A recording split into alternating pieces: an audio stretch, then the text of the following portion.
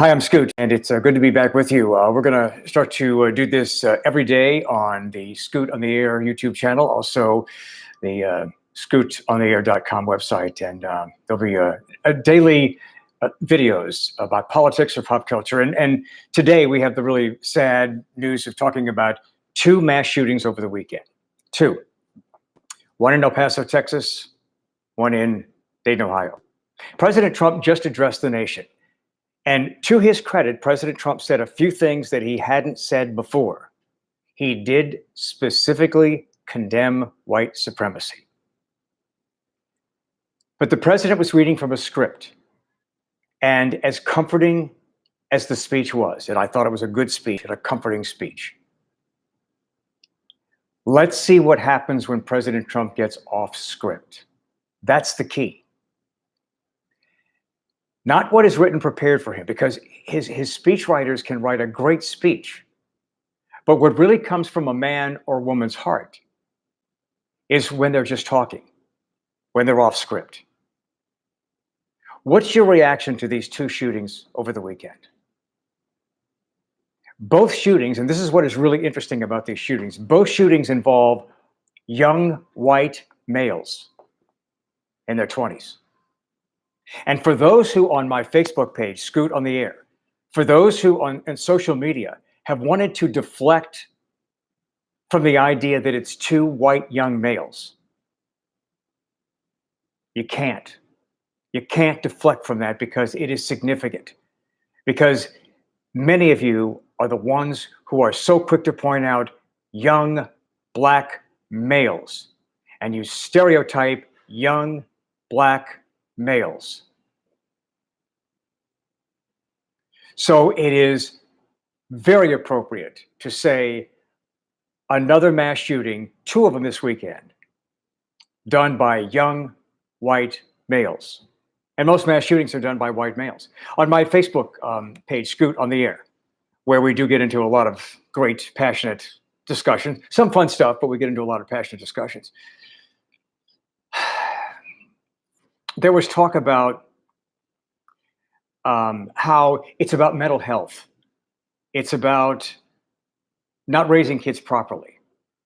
It's about all these things. But one challenge to some of those posts was very accurate when it said, when it's Muslim, Hispanic, or African American, you don't talk about mental health. You talk about who the person is. But since in this case, it's young white males, there are people who don't want to recognize that. They don't want to think that that's a factor. This is so hypocritical. This is the problem we have in this country. And then, since there's no defense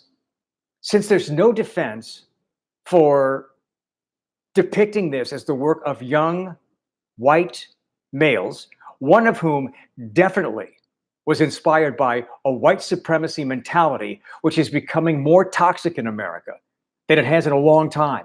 That's a fact. That's not my opinion. Not being able to defend the fact that the suspects are two young white males. The topic of, well, why don't you condemn Antifa, which is the extreme, the far left wing militant group. I condemn Antifa.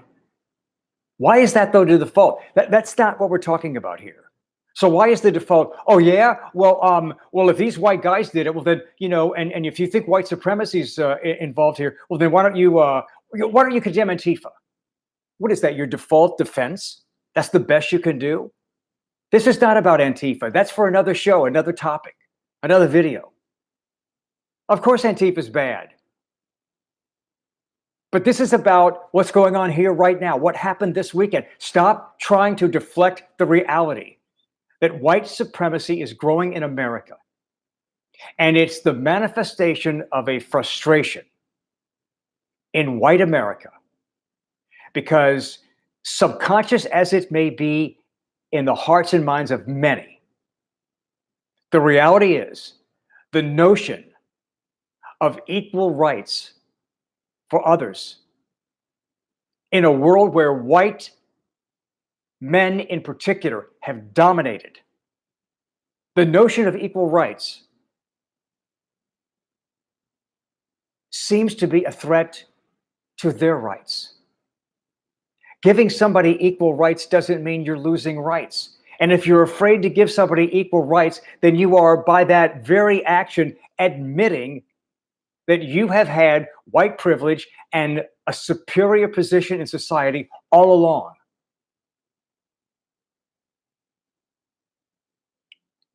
So let's be honest about this. This is not about conservative or Republican. This is about a group of people within the conservative movement who are white supremacist. And they're scared and they're afraid of blacks, of Muslims, of Hispanics, of gays and lesbians. They're scared of these people having equal rights because it somehow makes them feel like they're losing rights. That's what this is about.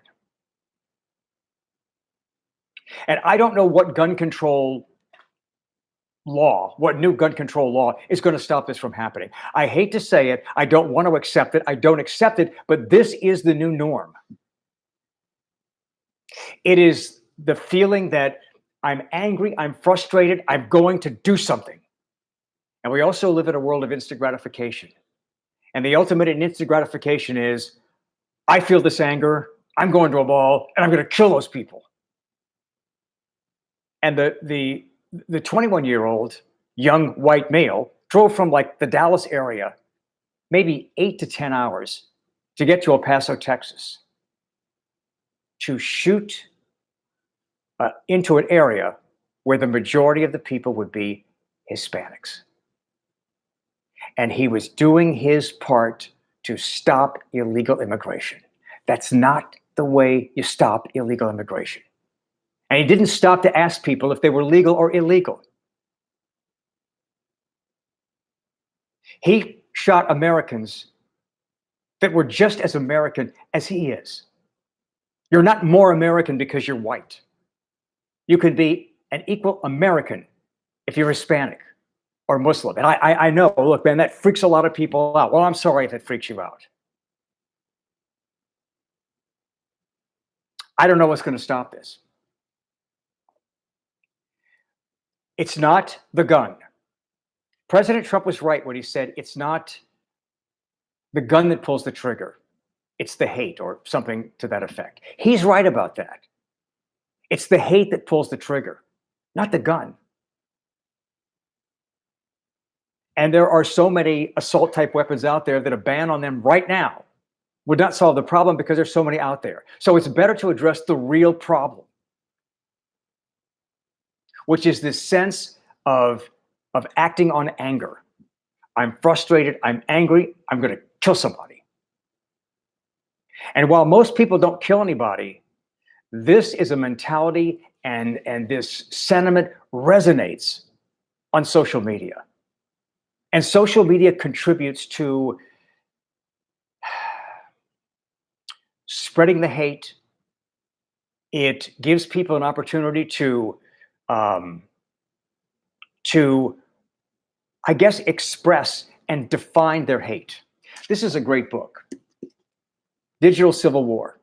Great book. I'm reading it right now. I'm not finished it. But this book is all about how right-wing fanatics are using the media, social media, to challenge the truth. See, the truth doesn't matter. What matters is what you want to be true or what you think is true. And look, both sides are guilty. But this is a problem. White supremacy, this is not my opinion, this is a fact. White supremacy is rising in America. And why? Because of this threat that equal rights is somehow taking my rights away. I'm not losing any rights. If straights and gays and lesbians and trannies, if blacks and whites and Muslims and Hispanics, if they Asians, if they get all equal rights, That doesn't take any rights away from me. So why are so many people so paranoid? And we really cannot escape the reality that these two mass shootings over the weekend, which killed 29 people, we're not counting the dead gunman in Dayton. I mean, he's dead, but so 30 people died, but 29 people were killed. He was killed because police had to take him down. And over 40 injured. And by the way, in both cases, police did a phenomenal job. Law enforcement was unbelievable in what they did. And it's so great that the domestic terrorist in El Paso is alive. The guy put his gun down and surrendered to police. And you might wonder why. Because I suggest he's proud of what he did. And he wants to talk about it, even if it's behind bars. He wants to represent that growing sentiment in America of white freaking supremacy. It's disgusting. But let's learn what we can from this domestic terrorist.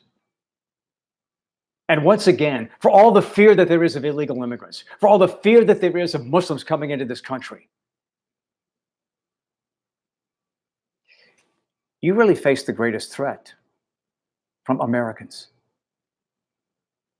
But it's not convenient to your agenda to focus on that. So where do we go from here? Let's see.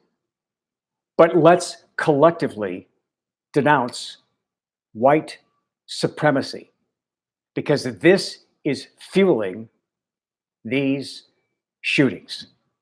A sense of superiority. Sure, mental illness is part of this. Sure, there should be universal background checks. There are reasonable gun control laws that should be in place. And we should also enforce the laws we have on the books. But we don't. And so one side says, we need more gun control laws. That's an easy cop-out. How does that solve the problem? The other side says, well, you know, we don't need that. But there are sensible things we can do. Scoot on the Air YouTube, glad you're with me. I hope you will subscribe to this and join us every day. There's no cost in it, but we'll give you an alert if you subscribe to Scoot on the Air YouTube. Then we'll give you an alert every time we do something, and we're going to do this daily. This is the daily hit on scootontheair.com also, and you can join me on scootontheair.com. Also, my Facebook page is SOTA, Scoot on the Air. A lot of great conversations there. I hope you'll join me. Get your friends to join as well, and let's get involved in some of these conversations. I need some of you, because there are a lot of like scary people that post on my Facebook page, and I need the sensible people. I need the sensible people to rebut what they say. And you can also join me on WWL. amfmn.com. You could go to the App Store, download the app, radio.com, and then just type in WWL, and you can listen to my show. It's on 1 to 4 Central Time. And my website again is scootontheair.com. We'll be back tomorrow with probably another update on where we are as this national debate continues.